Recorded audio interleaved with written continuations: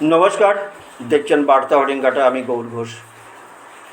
গোপাল মন্দিরে হয়েছিল চুরি গত 18ই মে। কেটে গেল 2 দিন মাঝে। 20 তারিখে বসলো আলোচনা সভা সমস্ত এলাকাবাসীকে নিয়ে। সেই আলোচনা সভায় কী হয়েছিল আমাদের বার্তা হরিঙ্গাটায় পৌঁছে গেছিল সেই সংবাদ সংগ্রহ করতে। আসুন শুনে নেওয়া যাক সেদিনকে কিছু তথ্য। দীপক কুমার মোস্তফি ও গৌর ঘোষের রিপোর্ট।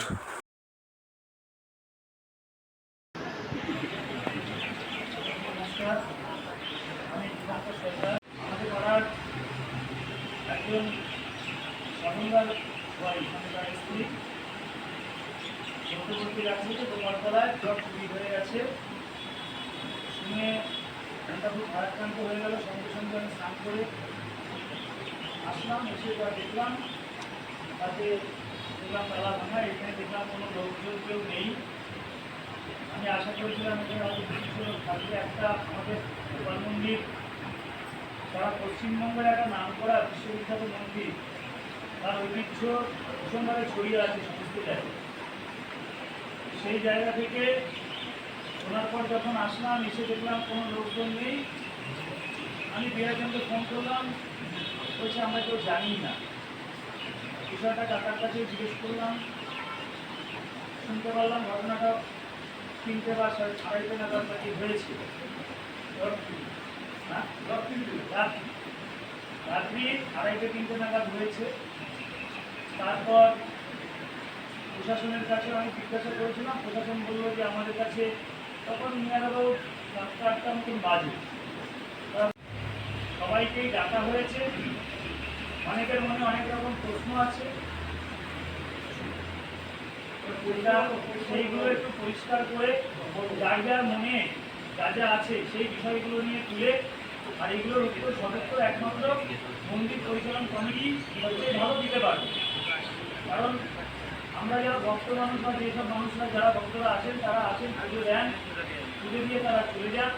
বাদবাকি তারা দীর্ঘদিন ধরেই মন্দির পরিচালনা করছেন। ভালো মন্দ এর উন্নয়ন হোক যা হোক, আগে তো আর এতটা ছিল না, অনেকটাই হয়েছে।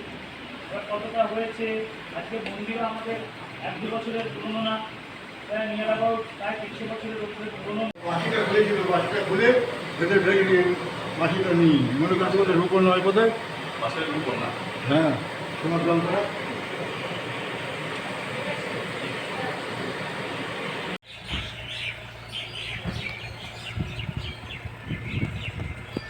খোকনদা কোথায় গেল? ফোন কর। কথা বলে দাদা বলি, আমরা ভগবানের কাজ করতে আসছি, ভগবানকে না বাঁচিয়ে রাখলে আমরা বাঁচব কি?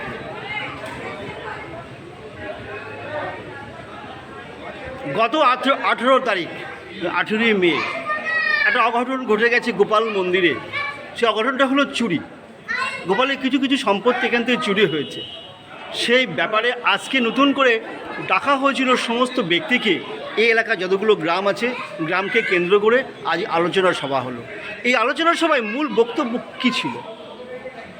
আসলে গত 18 তারিখে আমাদের গোপাল মন্দিরে যে চুরি হয়েছে, দুঃসাহসিক চুরি, সেই চুরিকে বিষয় নিয়ে, চুরির বিষয় সহ আমরা তার তদন্ত সহ বর্তমান যে ম্যানেজমেন্ট কমিটি রয়েছে, পরিচালন কমিটি, তাদেরকে নিয়ে এবং জনগণকে নিয়ে আজকে একটা বৈঠকের আয়োজন করা হয়েছিল।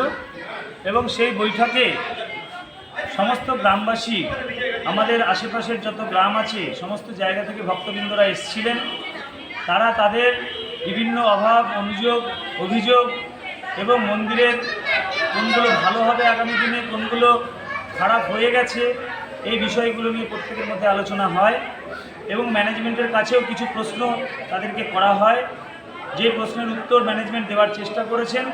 এবং শেষে আমাদের আরেকটা জিনিস যেটা হয়েছে, আগামী সোমবার সেই দিনকে ম্যানেজমেন্ট আবার বসবেন, আমরাও আবার বসবো। এই মন্দিরের বিষয় আশয়, সয় সম্পত্তি কি আছে না আছে, হিসাব নিকাশ সমস্ত কিছু তারা নিয়ে বসবেন, সকলের কাছে সেটা পেশ করবেন, এই কথা তারা দিয়েছেন। এবং সেই ব্যাপারে আমরা আজকে সুষ্ঠুভাবে আলোচনা করেছি, কোনো অশান্তি হয়নি। আর এখন পুলিশের কাছে প্রশাসনের কাছে আমাদের দাবি থাকবে যে এত বড় দুঃসাহসিক চুরি হয়েছে, আমরা সবাই মিলে প্রশাসনের কাছে এই দাবি রেখেছি, ম্যানেজমেন্টের কাছেও এই দাবি রেখেছি যে অবশ্যই যেন এই চুরির সঙ্গে জড়িত যারা দোষী তাদেরকে যেন চিহ্নিত করা হয় এবং কঠোর সাজা দেওয়া হয়, শাস্তির ব্যবস্থা করা হয় এবং যা কিছু আমাদের হৃত গৌরব গোপালের হারিয়ে গেছে সেই হৃত গৌরব ফিরিয়ে দেওয়া, তার যা সোনা দানা থেকে শুরু করে সয় সম্পত্তি যা চুরি গেছে সেইগুলো যাতে ফিরে পাওয়া যায় সেই বিষয়ে প্রশাসনের কাছে আমরা দাবি রেখেছি। আজকেও প্রশাসনের কাছে প্রশাসন এসেছিলেন, তাদের কাছে সেই দাবি রাখা হয়েছে। বিষয় এই ছিল আজকে। 18 তারিখে রাত্রে, গভীর রাত্রে, এই যে আপনার পিছনে যে গোপাল দেখছি আমরা, এই প্রথম গেটটা ভেঙে, জানালা ভেঙে গোপাল যে সমস্ত জিনিস চুরি হয়েছে তার পরিপ্রেক্ষিতে অনেক জল গড়িয়ে গেছে। আজকে যে একটা আলোচনার চক্র আজ সবার ডেকেছিলেন এলাকার সমস্ত গ্রাম কেন্দ্র করে, সেই সভাতে, সেই অনুষ্ঠানে, সেই আলোচনা চক্রে কী হয়েছিল, কী আলোচনা হলো? তারা সবাই যেতে, এটা ঐতিহ্যবাহী মন্দির, এই মন্দিরে আগামী দিনে যাতে আর এরকম কোনো ঘটনা না ঘটে সেই জন্য সবাই মিলে একটা আলোচনার সিদ্ধান্ত নেওয়া হয়। আলোচনাটা কী সিদ্ধান্ত আসলো? সবাই মিলে একসাথে আমরা দেখাশোনা করব যাতে এইরকম ঘটনা না ঘটে। তা আলোচনা চক্রে কত লোক এসেছিল একটা আইডিয়া? প্রায় 500। 400-500 লোক অ্যাটেন্ডেন্স ছিল হ্যাঁ, আজকে। 400 লোক এসেছিল। এই গরমেও তারা কত কষ্ট করে আপনাদের কথা শুনে গেল।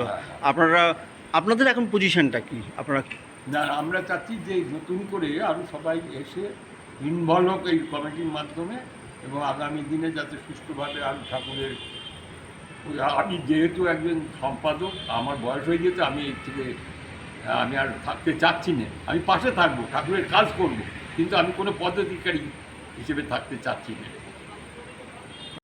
ঠাকুরের এখানে যে চুরি হয়ে গেল, সেই চুরির পিছনে তো অনেক রহস্য লুকিয়ে আছে। থানা পুলিশ অনেক কিছুই হয়েছে, অনেক সংবাদ মাধ্যমকেও দেখিয়েছে। আপনার এখানে কী পজিশনে আপনি কাজ করতেন? আমি তো ভোরবেলা এসে মন্দির খুলতাম, এসে ভোরের পুজোটা আমি শুরু করতাম আর মন্দিরটা দেখাশোনা করতাম। তো এখন কী হবে আছে? হ্যাঁ, এখন কি করবেন? এখন আর আমি মন্দির ওই পদ নিয়ে আর থাকবো না। এমনি দেখাশোনা আমার মন্দিরে এমনি সবসময় আসবো যাবো, কিন্তু পদের আর থাকবো না। এই যে তাহলে এই ভোরবেলা পুজোটা কীভাবে চলবে? ভোরবেলাটা পুজোটা আমি যাবো, কমিটির যে সিদ্ধান্ত নেবে। মানে আপনি আর থাকতে পাচ্ছেন না, তাই তো? আমারও তো বয়স হচ্ছে না। আর কী নাম আপনার? অতুল কুমার রায়।